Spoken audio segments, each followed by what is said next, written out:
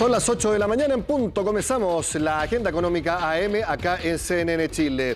En el escenario internacional hoy parte un simposio famoso llamado Jackson Hole, que en Estados Unidos, en el estado de Virginia, reúne a banqueros centrales de todo el mundo. De hecho, Rosana Costa va a estar participando como presidenta del Banco Central de Chile. Lo más importante, eso sí, lo vamos a conocer mañana, porque al final de esa reunión la Reserva Federal de Estados Unidos dará más antecedentes sobre el alza de la tasa de interés que planea realizar, y obviamente eso va a repercutir en todos los índices financieros del mundo. Eso como dato, y que por supuesto que la agenda económica de mañana lo vamos a analizar completamente.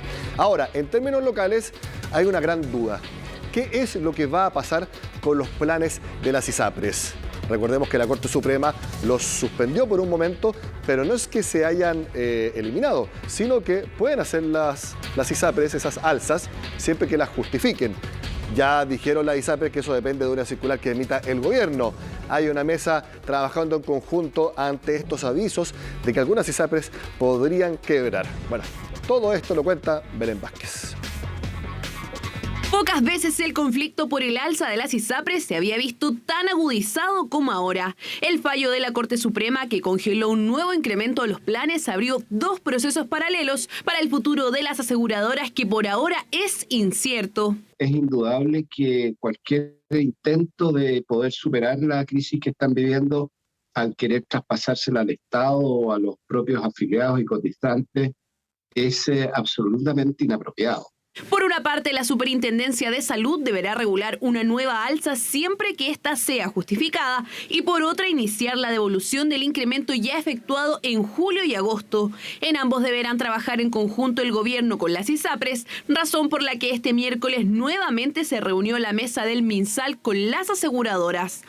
El encuentro fue hermético, no hubo declaraciones posteriores ni tampoco se conocieron los detalles de lo hablado. Lo importante creo que acá es que tengan certeza tanto las personas de la fecha en la cual se le van a devolver los recursos, como lo establece el fallo de la Corte, y también las propias ISAPRES que tengan certeza desde el regulador en cuanto a la fecha en la cual se va a rehacer este proceso, y tener certeza si este proceso se va a poder realizar nuevamente durante el año 2022 o si eso ya no es posible. Y es que las ISAPRES están emplazando al Ejecutivo para solucionar materias judicializadas. De hecho, en la única declaración que entregaron por el tema, según sus propias palabras, están en manos del gobierno. El futuro inmediato de las ISAPRES depende de las decisiones que tome el gobierno, la prioridad que asigne la Superintendencia de Salud al cumplimiento del fallo y la celeridad con que determinen los mecanismos más apropiados para su cumplimiento son cruciales.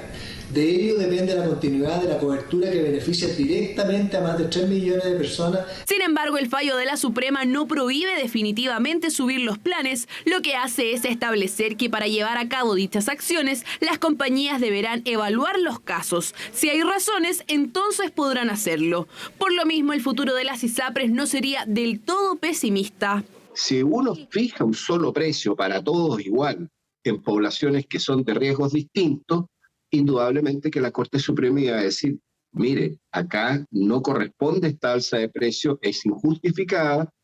El primer semestre de este año, las ISAPRES registraron pérdidas por 73.000 millones de pesos, monto que asciende a 220.000 millones si miramos los últimos 18 meses. Esto, sumado a la devolución que deberán realizar, hace creer a algunos analistas que al menos un par quebraría durante este año. Si entre medio tú no das la señal de que le vuelves a autorizar el proceso de verificación y alza del 7,6, vas a tener puras pérdidas y no vas a tener nuevos ingresos, con lo cual lo que estás haciendo, con la decisión que está tomando el superintendente, es como, por instrucciones de la Corte Suprema, estoy llevando al camino de la quiebra a las ISAPRES. Por ahora se desconocen los plazos en los que la Superintendencia de Salud hará efectivo el reglamento de alzas para 2022 y 2023. Tampoco se sabe cuándo se harán efectivas las devoluciones de los planes elevados, pero sí que estos retornarán como excedentes. Pasamos a otro tema que seguramente les va a llamar mucho la atención. ¿Saben que un vendedor ambulante en la calle Meix en Santiago puede llegar a ganar hasta 3 salarios mínimos? Eso es unos 1.200.000 pesos al mes.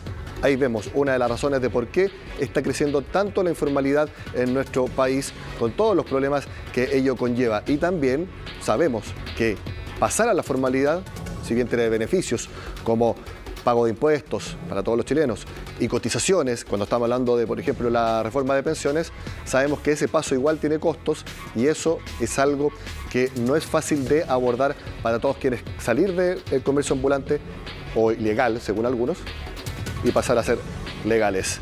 Todo eso nos cuenta María Luisa Carrión.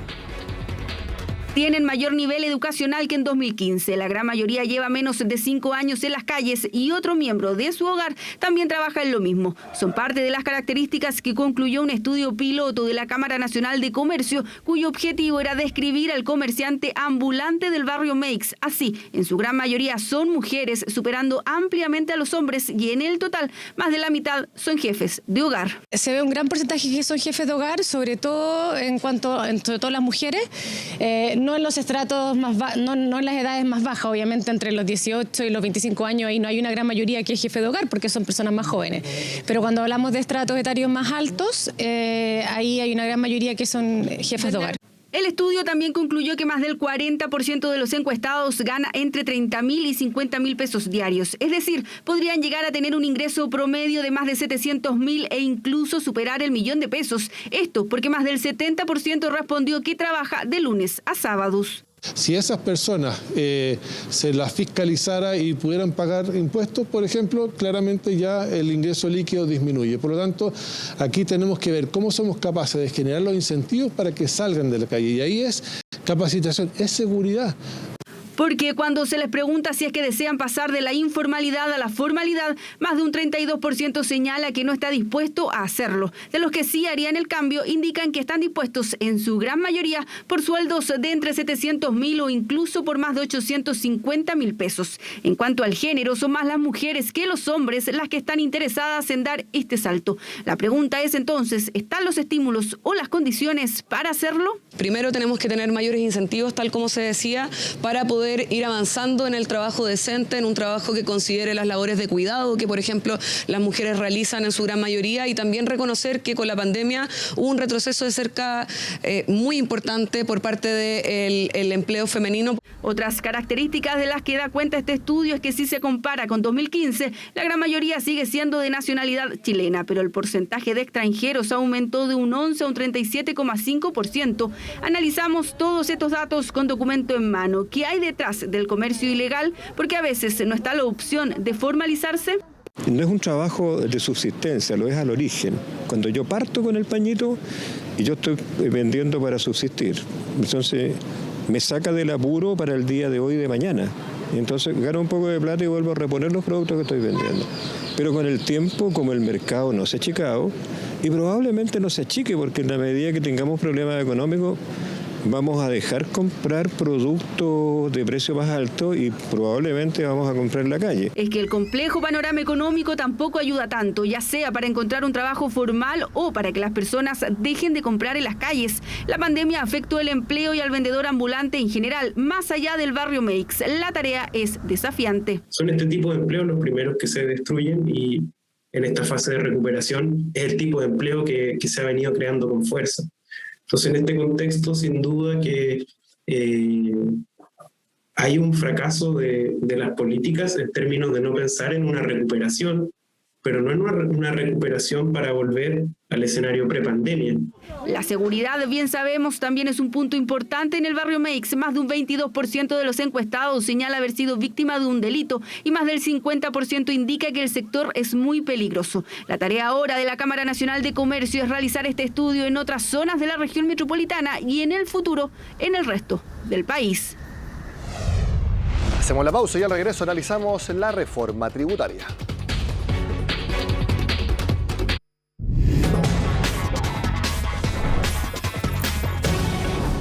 Se espera que después del plebiscito se presenten unas 30 indicaciones para la reforma tributaria que ya está en el Congreso. En un seminario realizado ayer, el exdirector del Servicio de Impuestos Internos, Ricardo Escobar, hizo una dura crítica al texto que ya está presentado, principalmente por las que él considera serias falencias técnicas. Escuchemos algunos de sus argumentos. Y yo creo que el principal problema que tiene Marcel es que tiene un par de personas, probablemente, no sé cuántos son, la verdad, no sé quiénes son, pero hay gente que escribió estas cosas que claramente es muy débil técnicamente. Según la teoría que hay ahí atrás, dicen según los datos, habría 6.000 y tantas personas que serían las personas que tienen más de 5 millones de dólares de patrimonio o lo que sea en Chile. Ya, cualquier persona más o menos sofisticada de esas debe tener, ¿qué? 3 sociedades, digamos así, fácil. Una de inversiones y un par de sociedades operativas, qué sé yo, lo que sea que tenga para abajo. Ya estamos hablando de 18.000 sociedades, 20.000 sociedades a las que hay que ponerle valor económico. ¿Cuánto tiempo toma ponerle valor económico a cualquier sociedad? Y por lo tanto, Marcel se está comprando un problema político serio. Esta reforma tributaria habla de una debilidad técnica muy importante. Bueno, queremos seguir analizando este tema con Rodrigo Benítez, abogado tributario, experto en estos temas y que ya lo vemos en pantalla. Rodrigo, gracias por estar en Agenda Económica. Bueno, siempre un gusto. Gracias por la invitación. Rodrigo, ¿coincide con las palabras de Ricardo Escobar respecto a la supuesta falencia técnica en la forma en que está escrita esta reforma tributaria? Bueno, recordemos que esto lo redacta el Ministerio de Hacienda. O sea, hay que revisar los equipos técnicos del Ministerio de Hacienda, que la verdad han tenido muy buena voluntad en recibir los diálogos sociales, en recibir universidades, expertos, asociaciones gremiales. Pero es cierto que falta un poco de preparación. Hay que ver que son jóvenes, que están comenzando en sus carreras profesionales, que tienen muy buena voluntad, han estudiado mucho, pero estimo que hay que trabajarlo más. Es una reforma estructural que no se puede tomar a la ligera, que afecta a todo el país. La verdad no estamos para experimentos, y no estamos para innovaciones que sean distintas a lo que realizan otros países. En ese sentido, yo creo que hay que darle más tiempo, hay que escuchar más expertos. Va a ser muy buena las mesas redondas, las mesas de trabajo que se van a realizar en el Congreso, que pueden de alguna manera tomar experiencias pasadas y poder hacer un mejor sistema. ¿Qué le parece lo que se ha conocido respecto a las indicaciones? Una de ellas sería aplicar un tributo de 1,8% para las utilidades retenidas que están actualmente en el famoso FUT, que agarró gran notoriedad en la reforma tributaria de 2014. Claro, eso se quiere cambiar, justamente ¿por qué? Porque se supone, el espíritu de la norma es aplicar una tasa de interés sobre el impuesto diferido, el impuesto que está suspendido de tributación. Sí. Si uno aplica una tasa de interés, ¿no es cierto? ¿Cuál es la base de esa tasa de interés? El impuesto diferido, no la base imponible. Entonces tiene un gran error la norma actual, como está redactada hoy, porque aplica el interés sobre la base imponible, no propiamente del impuesto diferido, lo que efectivamente llega a constituir un error garrafal. Digamos, si la tasa de interés quiere ser sobre el impuesto, tiene que ser sobre el impuesto que está suspendido, y pensemos que el impuesto suspendido es del 22% de aquellos montos que tienen retenidos para distribuir las empresas. Y hoy día quedó mal, está mal, y eso también hay que analizarlo desde la perspectiva de la recaudación, porque claramente va a disminuir mucho esa recaudación. También algo que se incorporaría, y precisamente a raíz de estos llamados de que la reforma tributaria es sumamente pro recaudación, pero muy poco pro inversión, es un clásico de prácticamente todas las reformas tributarias que buscan impulsar la actividad, que es la depreciación acelerada o la depreciación instantánea. Me imagino que en eso va a haber bastante consenso en que se aplique. Claro, en la problemática que estamos de acuerdo, vamos a estar de acuerdo, o sea, hoy día ya, porque como tenemos reformas cada 4 años, ¿no es cierto? Eso quiere decir que vamos a tener siempre depreciación acelerada, porque cada reforma coloca, como dices tú, una depreciación acelerada. Ahora la problemática de esta depreciación acelerada es que se combina con la postergación del uso de las pérdidas, y la depreciación aumenta las pérdidas. Entonces, el efecto que va a tener al disminuir la posibilidad de utilizar las pérdidas es mucho menor. Entonces, habría que establecer una norma especial que diga que que esa disminución del aprovechamiento de las pérdidas al 50% no se aplica para la depreciación instantánea o superacelerada. Habría que revisarlo. Rodrigo, le propongo que nos explique un poco más, porque yo lo he escuchado bastantes argumentos entre los abogados tributarios, pero para quienes no somos tributaristas, el concepto de utilizar las pérdidas nos parece algo lejano. ¿A qué se refiere ese concepto? Lo que ocurre cuando en unos años le va mal a una empresa, comienza a tener pérdidas de arrastre. Las pérdidas de arrastre sirven para restarle a la base imponible sobre la cual se aplica el impuesto de primera categoría. Perfecto. Entonces, las pérdidas siempre son vistas como un beneficio tributario, porque en definitiva yo puedo restar, deducir de la base imponible de impuestos de las empresas. Es un gasto, es considerado un gasto. La reforma que se propone establece un máximo de uso de esas pérdidas hasta el monto de la renta del año, hasta la mitad del monto de la renta del año. Es como un crédito. Es como un crédito. No, como una deducción que se le resta a la base imponible. O sea, si yo tengo una base imponible de 100 y tengo pérdidas por 1000, solo puedo usar 50% de la renta, puedo usar 50. Por lo tanto, la renta imponible a pagar impuestos va a ser 50. 100 menos 50 de la pérdida que puedo usar me da 50. No puedo usar los 100, que es como el sistema actual, que puedo usar toda la pérdida. Ahora, de acuerdo a lo que se propone, solo hasta el 50% de la renta imponible del año. ¿Cuáles son otras preocupaciones que le están preguntando sus clientes derivados del proyecto actual, quizás también en conversación con las indicaciones que ya se están conversando con los equipos técnicos tanto del Ministerio de Hacienda como de los parlamentarios? Bueno, es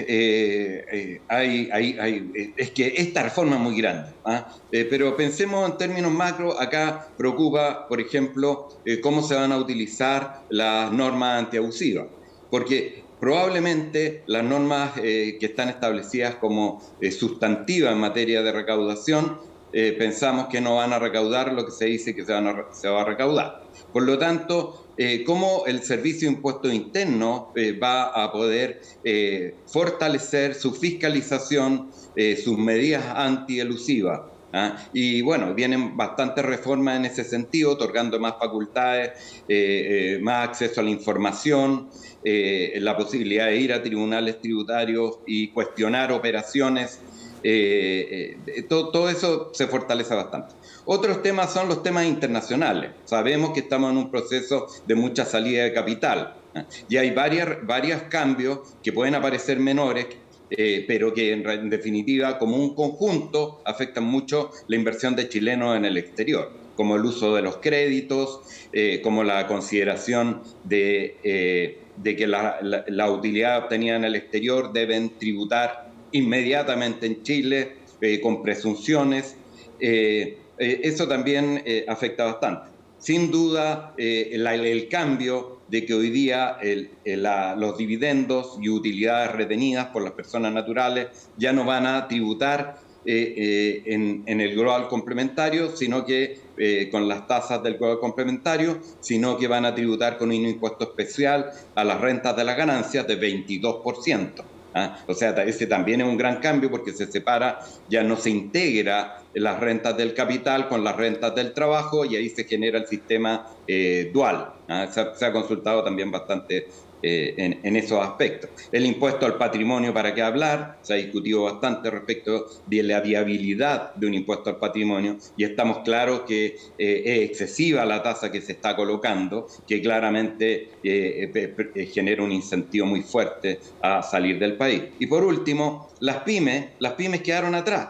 O sea, siempre se habla que vamos a favorecer las pymes, que vamos a ayudar a las pymes. Piensen que este año las pymes tienen una tasa de renta imponible del 10%. A partir del próximo año van a tener una tasa de 25%. Y eso claramente no podemos decir que es un beneficio a las pymes. Y también al final uno se confunde, porque la renta presunta, que es utilizada mucho por las pymes, al final va a quedar se va a mantener igual. En esa parte estaba haciendo memoria y no me acuerdo qué cambios hay al respecto. No, que las rentas presuntas quedan prácticamente inexistentes, porque las empresas que van a poder acceder a las rentas presuntas son muy pocas, son los pequeños campos explotados por una persona natural, lo mismo que el transporte, quedan muy pequeñas, con normas de relación. Por lo tanto, la verdad, la opción ya pensemos que para poder ser pyme se puede facturar hasta 75.000 UF. Y ahora para hacer renta presunta vamos a tener menos de 5.000 UF y ya, de facturación anual, lo que es muy poco.